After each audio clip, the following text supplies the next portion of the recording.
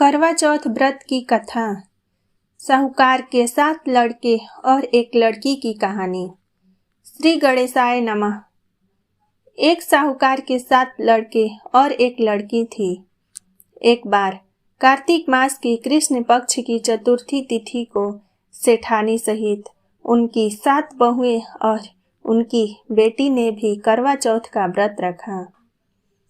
रात्रि के समय जब साहूकार के सभी लड़के भोजन करने के लिए बैठे तो उन्होंने अपनी बहन से भी भोजन कर लेने को कहा।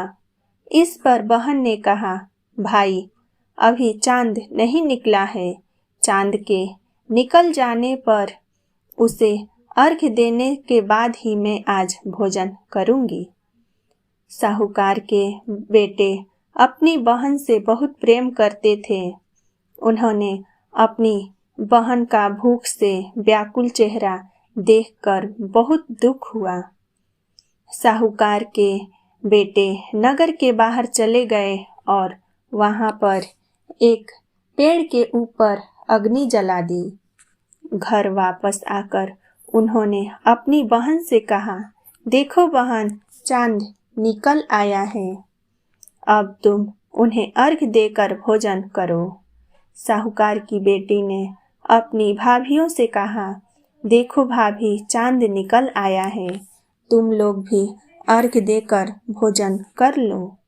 ननद की बात सुनकर भाभियों ने कहा, बहन अभी चांद नहीं निकला है, तुम्हारे भाई धोखे से अग्नि जलाकर उसके प्रकाश को चांद के रूप में तुम्हें दिखा रहे हैं।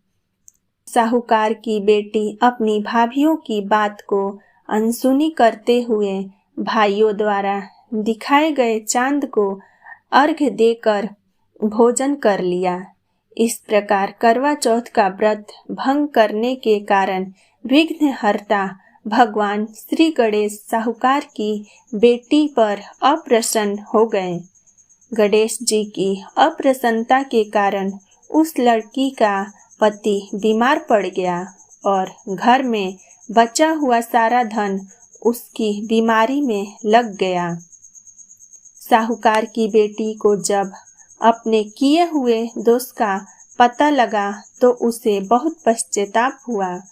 उसने गणेश जी से क्षमा प्रार्थना की और फिर से विधि विधान पूर्वक चतुर्थी का व्रत शुरू कर दिया। उसने उपस्थित सभी लोगों का श्रद्धा अनुसार आदर किया और तदुपरांत उनसे आशीर्वाद ग्रहण किया।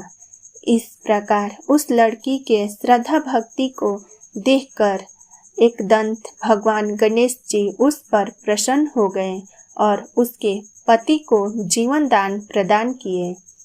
उसे सभी प्रकार के रोगों से मुक्त करके धन संपत्ति और वैभव से युक्त कर दिए। बोलिए करवा चौथ माता की जय, गणपति बप्पा की जय।